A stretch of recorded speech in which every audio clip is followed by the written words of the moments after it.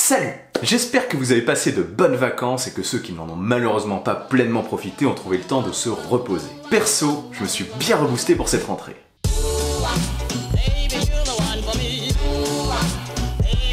De l'énergie, il m'en faudra, notamment pour la keynote d'Apple de ce mercredi où seront forcément dévoilés les 3 nouveaux iPhones attendus. Oui, il y en aura 3 selon les rumeurs. Des modèles qui devraient reprendre le design de l'iPhone X. Une Apple Watch 4 avec un écran bord à bord aux angles arrondis, donc ça permettra d'avoir un plus grand écran, peut-être de nouveaux iPad Pro au bord réduit, conduisant Apple à se débarrasser du Touch ID remplacé par le Face ID qu'on retrouve sur les iPhones. On aura aussi certainement le droit à l'arrivée enfin de la station de recharge sans fil AirPower, dont on nous avait déjà parlé il y a 1 an, et peut-être, voire certainement même, les AirPods commercialisés avec leur nouvelle boîte de recharge sans fil.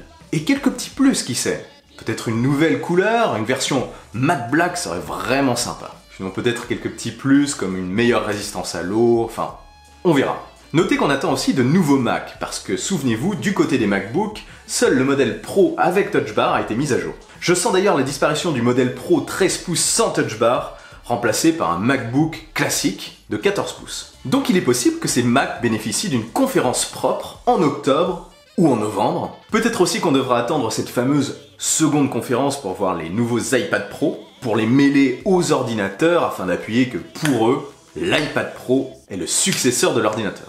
D'un côté, la séparation des conférences iOS et macOS me paraît quand même plus crédible. Donc on devrait avoir une présentation des iPad Pro lors de cette keynote de mercredi. Mais pas que chez eux, on attend aussi du nouveau du côté de Huawei avec le Mate 20 Lite, le Mate 20 Pro et le Mate 20 classique. Du côté aussi de Google qui va tenir une conférence le 9 octobre pour certainement, on est quasiment sûr, dévoiler ses nouveaux smartphones, le Pixel 3 et le Pixel 3 XL. D'ailleurs, ce dernier, selon les fuites, aura le droit à une sorte de grosse encoche en haut et un énorme menton en bas. Pas super élégant, je trouve. Voilà, et bien d'autres choses dont je vous parlerai bien sûr sur la chaîne. Sinon, de mon côté, il y aura des changements significatifs qui vont fortement améliorer mon quotidien. Tout d'abord, comme vous l'avez peut-être et sûrement remarqué, j'ai changé de lieu de tournage. Pourquoi? Parce qu'il y a un détail dont je ne vous ai jamais vraiment parlé sur la chaîne, un problème qui m'a mené la vie dure et ce, depuis sa création. Le bruit. Des nuisances sonores extrêmement importantes me conduisant carrément à m'interrompre lors du tournage de mes vidéos, on va dire toutes les 10, 15 ou 30 secondes. Oui, vous avez bien entendu, un véritable enfer. Dans ces conditions, c'est très difficile de retrouver le fil de ce qu'on disait, et je passais un temps fou à tourner en m'agaçant très souvent. Il s'agissait principalement de bruits de bus, de klaxons, de personnes, de motos passant à toute allure, le studio étant situé au rez-de-chaussée d'une rue très passante, une rue à fort trafic. Mais malheureusement, je n'avais pas le choix. Du coup, j'ai enfin réussi à trouver un lieu beaucoup plus calme. J'espère juste qu'il n'y aura pas de travaux. Je vais donc pouvoir me lâcher beaucoup plus. Par contre, je ne sais pas trop si l'acoustique est bonne, c'est la première fois que je tourne ici. On verra si c'est moyen, j'essaierai forcément d'améliorer ça. Voilà, pour moi, c'est la super bonne nouvelle de la rentrée, vous ne pouvez pas imaginer à quel point ça me bridait. Notamment pour les plans de unboxing, où j'aurais vraiment souhaité faire des choses plus spontanées, des ouvertures vraiment directes. Le bruit m'interrompait trop souvent pour le faire, d'où la voix off. Autre nouveauté, j'ai aussi pris un logiciel de montage pro, parce que jusqu'à présent je bidouillais sur iMovie. J'ai vite atteint les limites de ce logiciel, normal.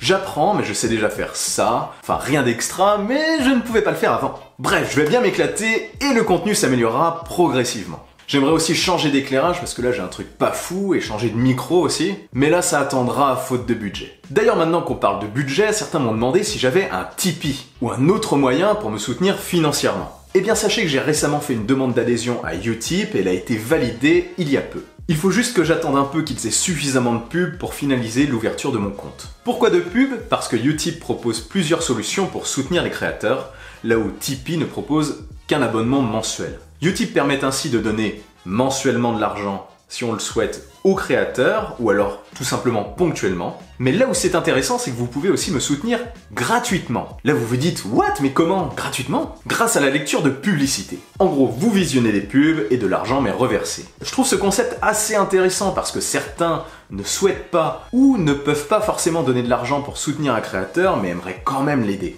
Il y a donc maintenant cette solution gratuite. J'ai aussi vu que la plateforme permettait de miner de la crypto-monnaie pour soutenir le créateur, et aussi qu'une boutique de soutien verrait le jour. Quoi qu'il en soit, je ferai une vidéo dédiée pour tout expliquer dans les détails lorsque mon compte Utip sera ouvert. Quand ce sera le cas, sachez que l'argent généré servira exclusivement à la chaîne.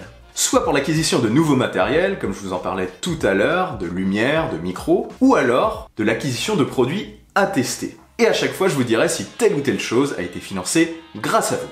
Voilà, je crois que j'ai à peu près tout dit.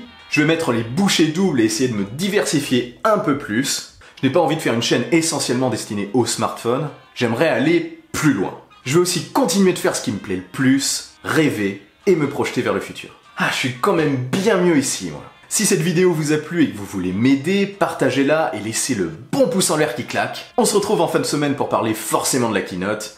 Allez, salut!